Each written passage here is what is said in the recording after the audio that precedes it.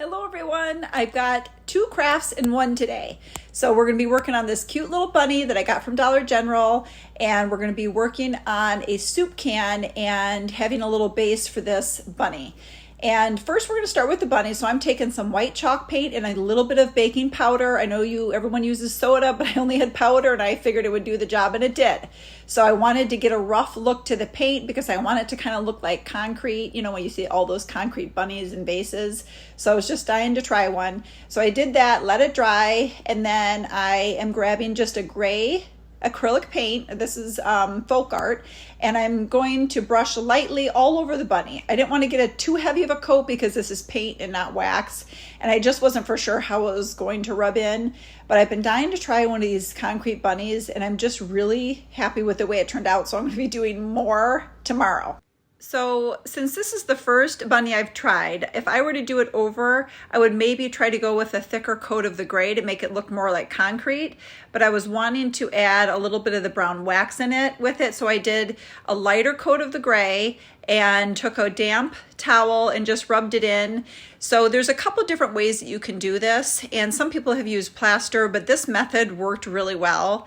So I really suggest trying it this way because you'll see at the end how cool it turns out. And I could have just left it this way, but I wanted to add a little bit of my brown wax because why not? This brown wax is cool with everything, especially if you want that vintage look.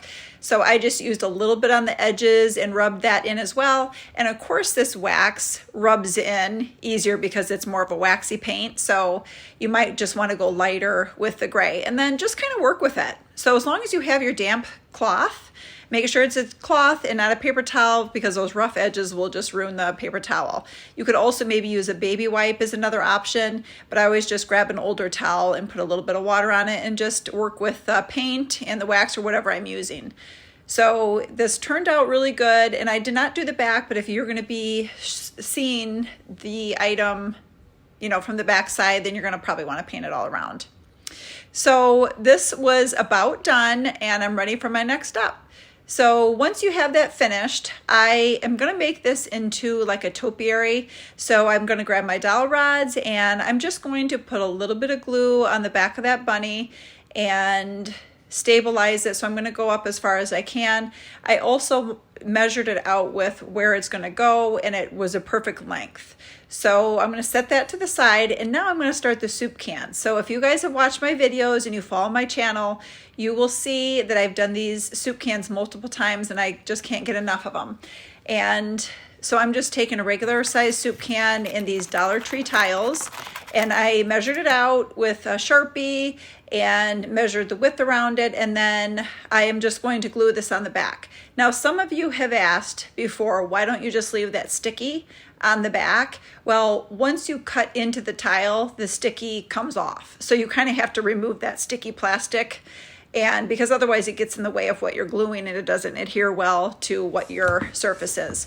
So once that is finished, you can grab your paint right away and paint right after. You don't have to do any drying time or anything. And I grabbed one coat of my Ballet Slippers Waverly chalk paint. I absolutely love this color. And then you're going to paint the can and let it dry. So then I'm going to grab my brown wax paint again. If you guys have seen all my videos, you've seen this process, and you're just going to get that wax in the grooves of that painted tile really well because that's what's going to age it. And I just worked with about 3 sections of the can. So I painted a third of it, and then I worked with the next section and then wiped that off until it was all the way around the edge of the can.